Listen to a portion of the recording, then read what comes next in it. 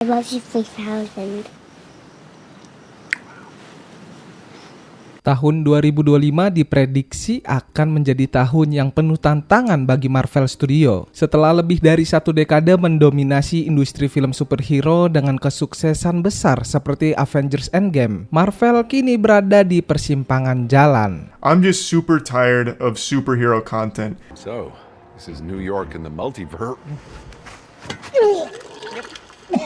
There it is. Karena beberapa tahun terakhir menunjukkan tren penurunan kualitas film dan serial mereka yang berujung pada menurunnya minat penonton. Ditambah lagi tren superhero fatigue atau kelelahan terhadap film superhero semakin nyata, membuat Marvel harus berjuang lebih keras untuk menarik perhatian audiens. Setelah bertahun-tahun merilis banyak proyek tanpa henti, tahun 2024 menjadi momen jeda bagi Marvel. Dengan jumlah rilis yang lebih sedikit, mereka tampaknya menyadari bahwa strategi lama mereka sudah tidak lagi efektif. Namun, ketika kembali dengan berbagai proyek baru di tahun 2025, mereka menghadapi tantangan yang lebih besar. Film-film seperti Captain America Brave New World, Thunderbolts, Ironheart, dan Fantastic Four seharusnya menjadi daya tarik utama Marvel di tahun ini. Okay. Tapi sayangnya, sejak awal proyek-proyek ini sudah dihadapkan pada berbagai masalah, mulai dari produksi yang berantakan hingga ketidakpastian dalam cerita dan karakter. Salah satu kekhawatiran utama adalah bagaimana Marvel menangani perubahan dalam jajaran karakter utama mereka. Karena setelah kepergian beberapa tokoh ikonik seperti Iron Man, Captain America versi Steve Rogers, dan Black Widow, Marvel terus mencoba memperkenalkan generasi baru pahlawan supernya. Like if HBO had bought the rights to Marvel, there'd be some dark shit. Yeah. Banyak karakter baru yang kurang menarik bagi penggemar lama, sementara penonton baru juga tidak terlalu antusias. Akibatnya, banyak proyek Marvel justru terasa kehilangan arah dan gagal membangun kembali daya tarik yang dulu mereka miliki.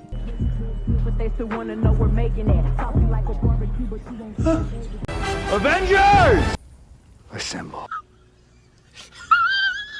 Di sisi lain, Marvel juga harus menghadapi persaingan yang semakin ketat di industri hiburan. Seperti contohnya DC Studios yang sebelumnya tertinggal, kini mulai bangkit dengan strategi baru mereka. Dengan film barunya yaitu Superman Legacy disutradarai oleh James Gunn, yang diprediksikan akan menjadi titik balik bagi DC dan mungkin bisa menarik penonton yang mulai bosan dengan Marvel. Jika film ini sukses, Marvel bisa kehilangan dominasi mereka di genre superhero. Sebenarnya, salah satu masalah besar yang dihadapi Marvel pada tahun 2025 adalah produksi film dan serial yang berantakan. Banyak proyek yang mengalami penundaan, revisi besar dalam skrip, serta pergantian tim kreatif yang membuat hasil akhirnya diragukan. Ya, kita bisa melihat Captain America Brave New World, misalnya, telah mengalami berbagai perubahan dalam proses produksinya. Steve represented the best in all of us. Steve did not put you in jail. But there has never been another Steve Rogers, has there? Termasuk penulisan ulang yang menunjukkan bahwa studio masih belum yakin dengan arah cerita yang mereka ambil. Dengan kondisi seperti ini, tidak sedikit penggemar yang mulai skeptis dan khawatir bahwa film ini akan berakhir menjadi proyek yang terburu-buru dan mengecewakan. The terrorists only set us back a bit. You have to stop calling them terrorists. There were still people in there. This is the only language these people understand. I'm a bit confused. Tidak hanya itu, Thunderbolts yang seharusnya menjadi film anti-hero dengan konsep menarik juga justru menghadapi tantangan besar dalam menarik perhatian penonton. Film ini tidak memiliki karakter dengan daya tarik sebesar Avengers, sehingga banyak yang mempertanyakan apakah proyek ini benar-benar bisa sukses di box office. Dan kurangnya bintang besar dalam film ini juga semakin memperkuat kekhawatiran, yang dimana Thunderbolts mungkin akan menjadi proyek sampingan yang gagal memberikan dampak besar bagi MCU. Oh no. Who are you? I'm Bob.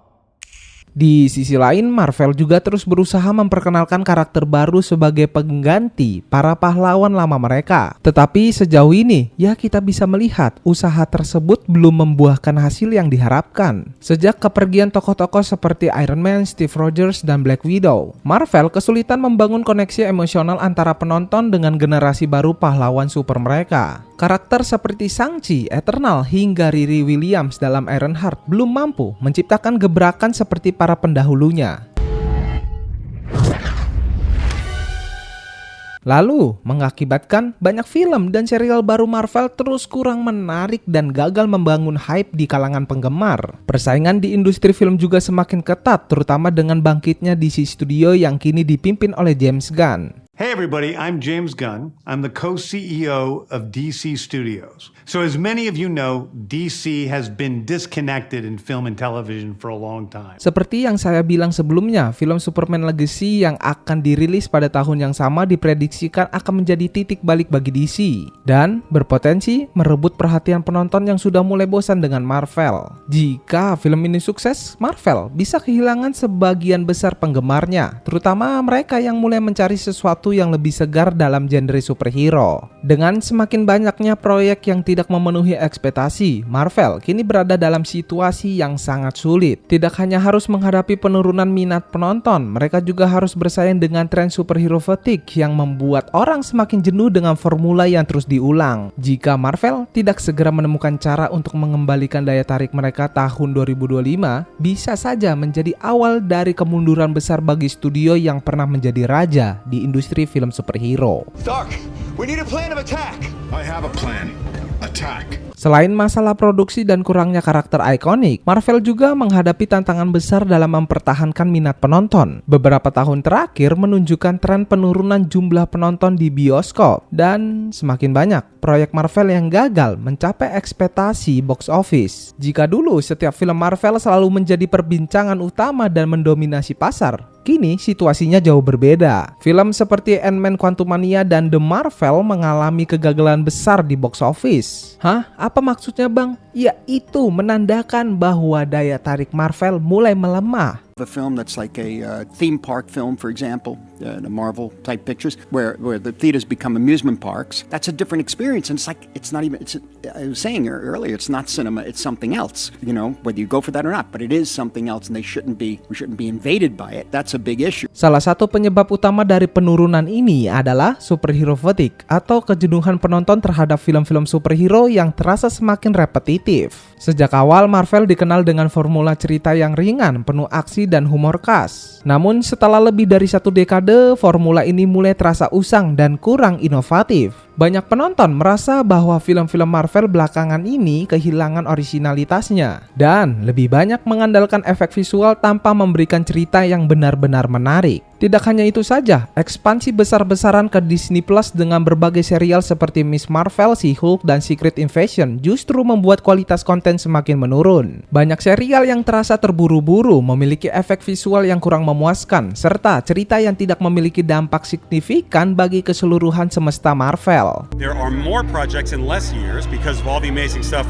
we're now allowed to do on Disney Plus. Hal ini membuat banyak penggemar mulai kehilangan kepercayaan dan lebih selektif dalam memilih proyek Marvel yang ingin mereka tonton. Marvel juga semakin sulit menarik perhatian penonton baru, dan jika di era Infinity Saga mereka berhasil membangun koneksi emosional yang kuat dengan karakter seperti Iron Man, Captain America, dan Thor, kini banyak karakter baru yang diperkenalkan terasa kurang memiliki daya tarik yang sama. Contohnya aja deh film seperti Eternals dan Shang-Chi. Ya, meskipun berusaha memperluas dunia Marvel, tidak berhasil menciptakan gebrakan besar dan malah terlupakan dengan cepat. Di sisi lain, persaingan seperti DC Studio mulai mengambil langkah lebih strategis untuk menarik perhatian penonton yang sudah lelah dengan Marvel. James Gunn yang kini memimpin DC memiliki rencana besar untuk membangun kembali semesta film DC dengan pendekatan yang lebih segar. Karena karakter Superman memiliki daya tarik yang jauh lebih besar dibandingkan banyak proyek Marvel yang akan datang.